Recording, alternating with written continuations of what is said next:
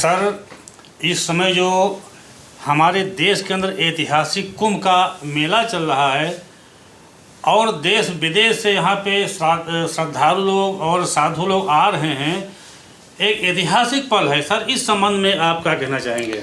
देखिए, निश्चित रूप से ऐतिहासिक अवसर है और 144 वर्ष के बाद ये सुखद संयोग आया है जिसको हम लोग देख रहे हैं। और भारत ही नहीं, पूरी दुनिया की दृष्टि इस कुंभ पे लगी हुई है। मैं इसको एक आध्यात्मिक चेतना का जो अवसर है वो तो कुंभ है ही है, लेकिन इसके साथ साथ अगर हम खगोल विज्ञान की बात करें, अगर हम नक्षत्र विज्ञान की बात करें, तो किस तरह राशियों के परिवर्तन होने से कुंभ 6 साल बाद, महाकुंभ 12 साल बाद और देश के 4 स्थानों पर पड़ता है, ये हम सब जानते हैं।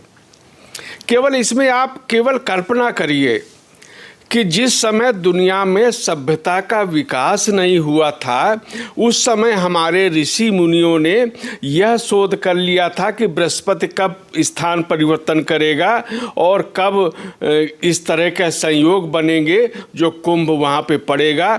ये उन्होंने तब शोध कर लिया था। आज उसके लिए नासा को प्रयास करना पड़ता है, तब वो बातें प्रमाणित होती हैं। कितना विकसित हमारा विज्ञान रहा होगा। और हम विश्वगुरु थे, ये दुनिया भी मानती है। तो विश्वगुरु के साथ साथ एक आर्थिक रूप से हम महाशक्ति भी थे। अंग्रेज़ों के आने तक तो लगभग आधा व्यापार में आधा हिस्सा भारत का था, आधे से अधिक कई अवसरों पर था, ये भी हमने देखा।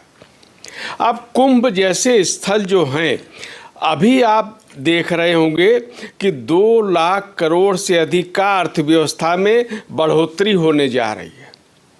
तो कुंभ का केवल आध्यात्मिक पहलू नहीं है, कुंभ का एक आर्थिक पहलू भी है।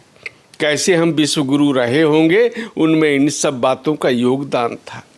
इसमें तीसरी बात आध्यात्मिक, आर्थिक और अब समाज की बात करें तो समरसता का संदेश। यही तो सनातन संस्कृति के संदेश को समझने की आवश्यकता है। समरसता कैसा?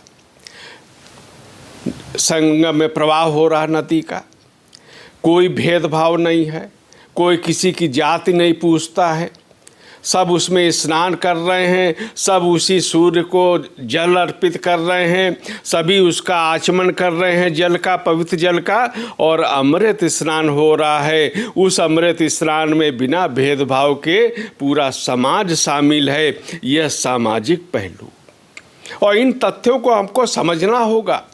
अंग्रेज़ों ने डिवाइड एंड रूल पॉलिसी की, उस विस्तार में मैं नहीं जानता, उसका हमारे समाज पे प्रतिकूल प्रभाव पड़ा। आज हम उससे आगे निकल रहे हैं। एकता का भाव जागृत हो रहा है, समरसता का भाव जागृत हो रहा है, अर्थव्यवस्था को प्रोत्साहन मिल रहा है, और भारत एक तरह से जो विश्वगुरु था, आर्थिक महाशक्ति था, उस दिशा में भी हम लोग धीरे धीरे आगे बढ़ रहे हैं।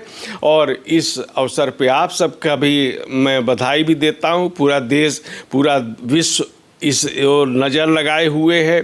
लोग बड़ी संख्या में वहाँ पे पहुँच रहे हैं, और जो व्यवस्था मैंने जितनी आज देखी है वो भी प्रशंसनीय है। जहाँ तक इतनी बड़ी भीड़ को संभालना, उनके लिए व्यवस्था करना बहुत कठिन काम होता है।